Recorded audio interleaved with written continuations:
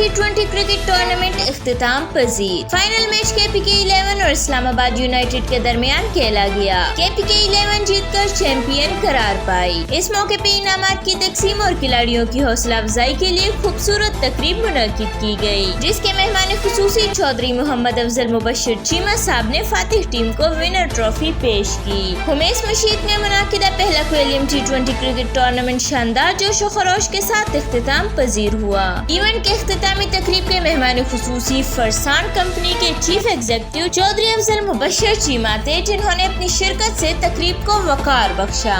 Final match کے بعد awards کی تقسیم کی تقریب میں چودھری افضل مبشر چیمہ نے کہا کہ کوئلیم ٹورنامنٹ علاقائی سطح پر کھیلوں کے فروغ کا مؤثر پلیٹ فارم ہے، جو مستقبل میں مزید باصلاحیت کھلاڑیوں کو سامنے لائے گا۔ انہوں نے قربان علی بٹی، افضل بٹ، چودھری ریاض اور دیگر منتظمین کی محنت کو سراہتے ہوئے کہا کہ یہ ایونٹ کمیونٹی کے تعاون سے کامیابی سے ہمکنار ہوا۔ اختتامی تقریب میں فاتح ٹیم کو ونر ٹرافی جبکہ رنر اپ ٹیم کو اعزازی ٹرافی دی گئی۔ نمایاں کارکردگی دکھانے والے کھلاڑیوں کو مین آف دی میچ اور مین آف دی ٹورنامنٹ کے ایوارڈ سے نوازا گیا۔ کھلاڑیوں نے کہا کہ چودھری افضل مبشر چیمہ کی شرکت اور حوصلہ افزائی نے ان کے حوصلے بلند کیے۔ ٹورنامنٹ کی کامیابی میں اسپانسرز کا کلیدی کردار رہا۔ مرکزی اسپانسر عمران شبیر، مالک کوئلیم restaurants and marquees Faisalabad, کو اسپانسر کیسر بشیر، CEO روز مارکیز اسلام آباد اور شریک sponsor Qurban Ali Butti, senior vice chairman اسیر کرکٹ لیگ نے بھرپور تعاون فراہم کیا۔